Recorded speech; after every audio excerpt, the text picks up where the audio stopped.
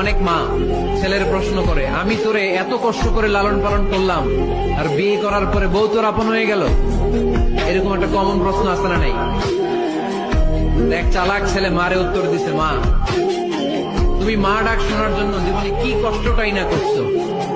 আমারে তুমি 10 মাস 10 দিন পেটে ধারণ করছো, এত বড় বস্তা, খাইতে পারতো না, টয়লেটে যেতে পারতো না, খালি বমি করতো, ওষুধ খাইতা।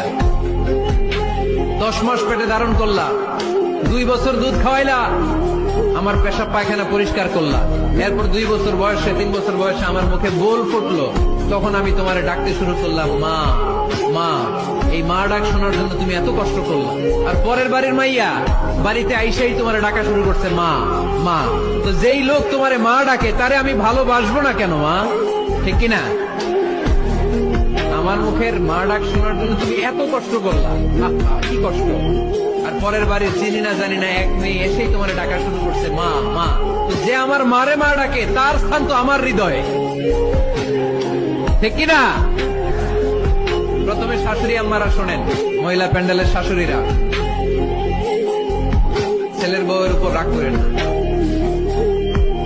আপনার অনেক অভিজ্ঞতা আছে, বৌমার কোন অভিজ্ঞতা আছে? নতুন এক্সপিরিয়েন্স নাই। বৌমাকে একটু সময় দেন, একটু গুছায় নিতে দেন, পারবে। রান্না ভালো হয় না, পারবে। ঘুম থেকে দেরিতে উঠবে আস্তে আস্তে। আপনাদের সাথে মানায় চলতে পারে না, পারবে, সব পারবে। আপনিও একদিন পারতেন না। আপনি যখন প্রথম বৌমা হয়ে গেছিলেন ওই কথাগুলো খেয়াল করেন, আপনার দিনগুলো তখন কেমন কেটেছিল। এজন্য পাড়াডা গায়ের শাশুড়ি আম্মারা, বউদের উপর জুলুম করেন না, অত্যাচার করবেন। অনেক শাশুড়ি আছে পান থেকে চুন খসলে বদদোয়া দেয় বৌমারে, আছে না নাই?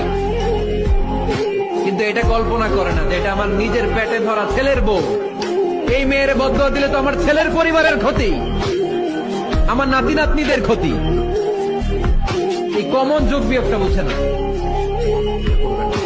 কষ্ট দিবেন না বৌমাকে, খেয়াল রাখবেন। আপনি যদি আপনার বৌমাকে